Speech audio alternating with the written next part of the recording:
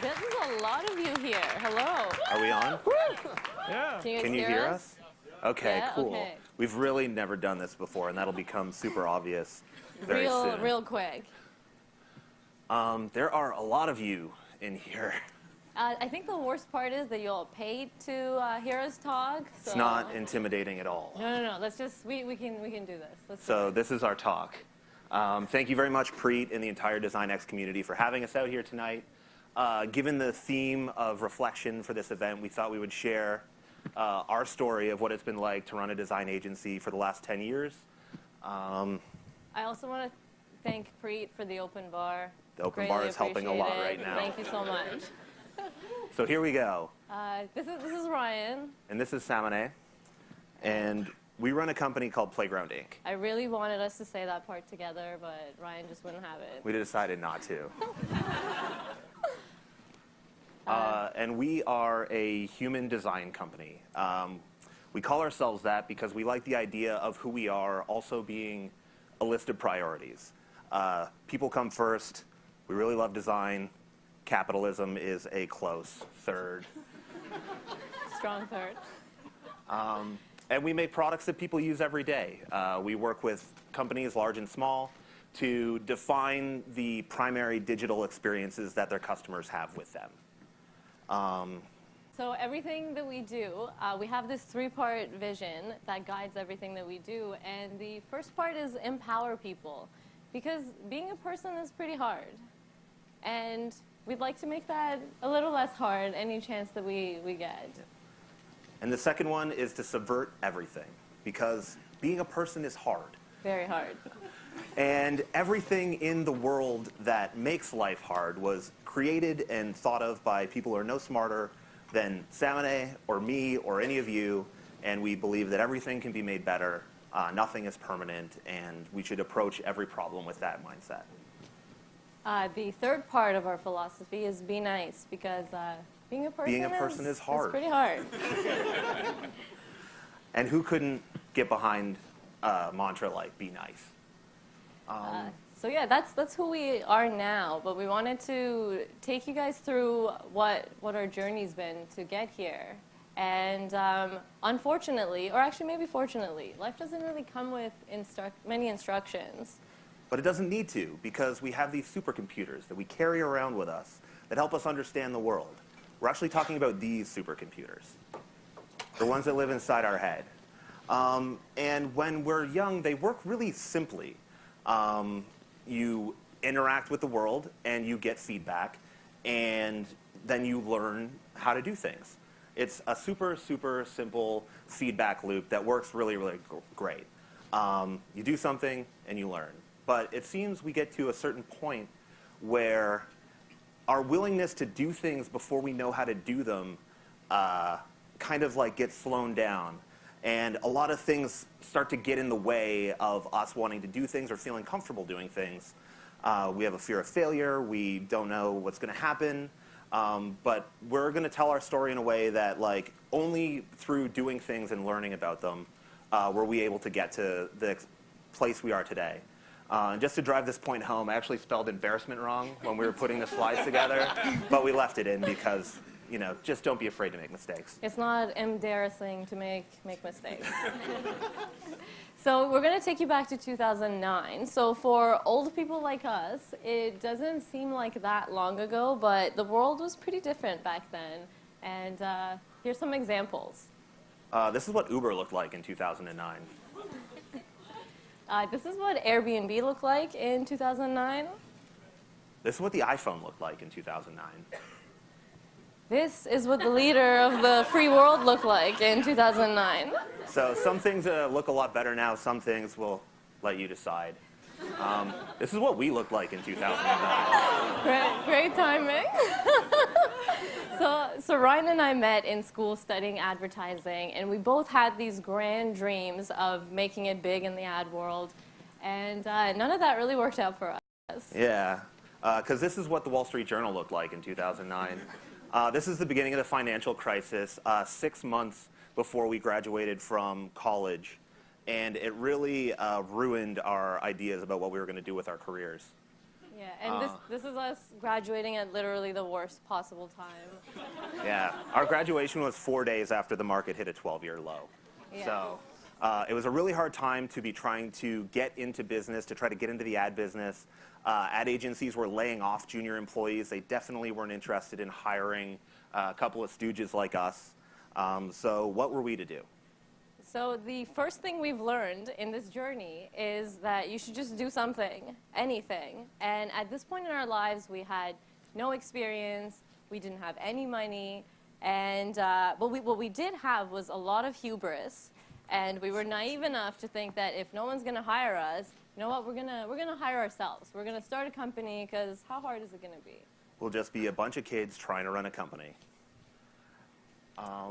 Yeah, so I think the biggest first opportunity that we got as a bunch of kids trying to run a company is meeting a bunch of other kids who were trying to run a company, and that was Team Buy, and they hired us to help them launch their business and do a promo event for them. Because we thought we were going to be an advertising agency, because that was what we had gone to school for. Yeah, we thought a lot of things. And so Team Buy came to us, and we pitched them this really stupid idea. They were like a discount buying website. So we had this campaign where we were going to go to Yonge and Dundas Square and stage a fake protest, protesting paying full price for things. And we were really excited about it, but in retrospect, it was not a great idea. But when we were in the process of planning that advertising campaign, we saw their website, and they had outsourced it, and all they got back from the person they had outsourced the development to was static HTML pages. So there was like no way to process payments, there was no way to manage the content on the site, there was no user account so people couldn't track their purchases and stuff. And so we said, oh, we can make you a website that works. We'd never done it before. We just thought, oh, we can find people who know how to do this, and we can like help these people. And we did, and the site launched on time, and it was like a big success, but it was really something that we just had to like do and figure out. And we also still ran the protest at Yonge and Dundas Square. I think at the time we thought it was great, but if you pay attention, we have some droopy signs in the back. It was pouring rain. It's not the most well art-directed experiential marketing activation I've ever seen. But if we hadn't have tried to be an ad agency, we wouldn't have found out that we were like kind of better at understanding how the internet worked. So the little money that we got from that project allowed us to rent a basement apartment in this extremely spooky house on Harvard Street. And this was our first office. Yeah, so another thing we had never done before as a bunch of 20-year-olds is live on our own. And so you take a bunch of 20-year-olds who've never lived on their own, you put them in a live-work situation. Things degraded quite quickly. Very quickly? As you might expect. We still have that sign. We still have that sign in our office. It doesn't work still. Yeah. And so the second thing we learned is the importance of taking risk. And this is the story of the first time we had to pitch a real adult. And we got an opportunity to meet the inventor of a Hasbro game called The Game of Things. And he called us up and he said, oh, I heard you guys do branding and websites and whatever you do. I'm going to be in town next week. I'll come by your office and we can talk. So obviously we couldn't pitch an adult human being in this environment. So it was super important that we found a place that was suitable to be conducting this type of official business. But we literally took every single penny that we had, and it was enough for first and last month's rent at this tiny little office in the Burroughs building. And I think by the time we secured the office, it was 2 or 3 days before the pitch. So we were quite scared. And it was literally like, you get this client and you can pay rent for another 6 months, or you don't, and you go back home and you live with your mom and you don't have a company anymore. And this was this was the morning of the pitch. We stayed up for 2 days. We slept at the office. We put all our best thinking we could into it, and we got the business. And that's actually the packaging and the branding that we did as part of the project. We did their website too. If you go to Snakes and Lattes and play the Game of Things, you'll be like playing with the game that we actually designed for them. So that's like a cool part of our story, but we never would have been able to do that if we didn't take the risk. So the third thing we learned is to find great people. Surround yourself with great people. And at this time, our landlord at that small office, he had bought the rights to this old Toronto publication from the 1800s. And he came to us and he said, listen, kids, I'll give you 3 months free rent, but I want a BlackBerry app, I want a tablet app, I want iPad. He wanted like 8 different apps in 3 months. And we're looking at each other like, oh, we've never really made an app. Wanting a BlackBerry app is a good indication of how long ago this was, too. Yeah, and so this is the story of how the community came together to help us figure out how the hell to do this. Yeah, and find great people.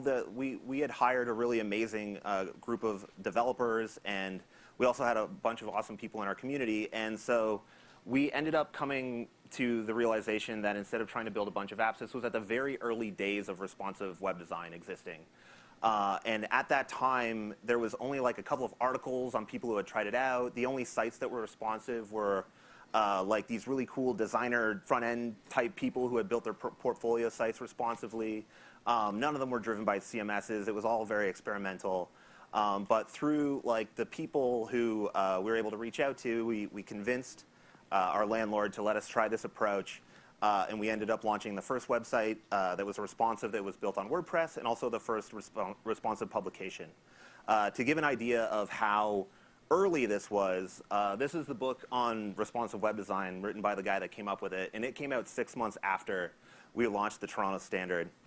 And it ended up winning, .NET Magazine named it Site of the Year, the Canadian Online Publishing Awards awarded it Best Design. We had an honorary mention in the Webby Awards, and it was only because of like the passion. Like we always look for passionate people to come work at Playground, and those people were the ones that like drove these ideas, and we were able to reach out to other people in the community. I don't know if you guys know like Darcy Clark or Ahmed Nasri or Jeff Jewis. We got a lot of like kind of mentorship from our upstairs neighbors at the time, TWG. Yeah, TWG people in the house. Yeah, they used to be our upstairs neighbors. We always kind of look at them as like big brothers or something. But yeah, without community and without having all those great people in our network, we never would have been able to execute this project. We're super thankful that, because it kind of like fueled the next 2 years of business for us.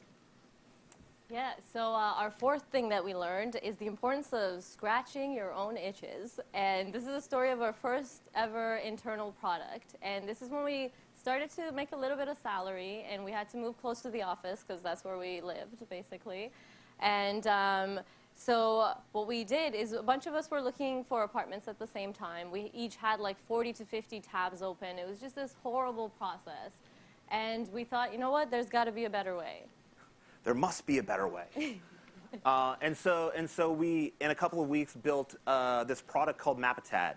And what we did was we scraped a bunch of information from Kijiji and Craigslist and Viewit.ca and put it all on a map. And this is like very standard operating procedure now for stuff like Airbnb and Google Maps and that sort of thing.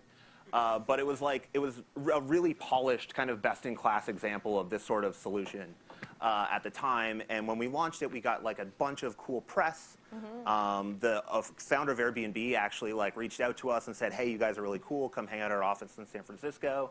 And we did that, and we got written up in the like Grid and Blogto and a bunch of stuff. Yeah. And just to give you guys context of how long ago this is a 2-bedroom apartment at Yonge and Bloor for $19.50 a month. Yeah, you don't get one room for $19.50 a month anymore. But one of the drawbacks of getting all this press was that Craig from Craigslist and Kij from Kijiji both sent us cease and desists, and I think Viewit.ca just shut us down altogether. Oh, yeah. But one of the benefits of having one of the guiding principles of your company be subversion is that any project that ends with a cease and desist can be considered a great success. Hell yeah.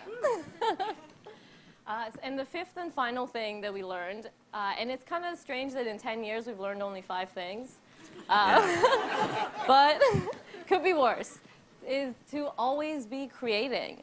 And it's that whole do-learn loop. Get into that, start something, learn something, build on top of that, and just keep that rolling. Because if you get in the habit of that, then you only have to start once. Yeah, and since then we've found a whole bunch of new things to not know what we were doing at. We've launched products for all these amazing companies up here, and we're still finding new ways to do things that we've never done before, whether that be like helping large companies organize their design organization or building design systems that scale across multiple products and teams. Every day is an opportunity to be a baby at something. Yeah, and so to recap, these are the 5 things we've learned in 10 years. First is do something, anything, because if you don't do anything, you don't, sorry for the photos, like I move here. Is this better? Get in the photos, great. So do something, because unless you do something, you don't find out what you're good at and what you're bad at. Then you can focus on the stuff you're good at. 2 is take risks. I always say stagnation is death. You got to do things, take risks, take opportunities. 3 is find good people. I think I did 4. 3 is find great people. Communities are so important. Nobody can do anything on their own. You need a community to help nurture you and lift you up. 4 is scratch your own itches. Make the stuff that you want to exist in the world.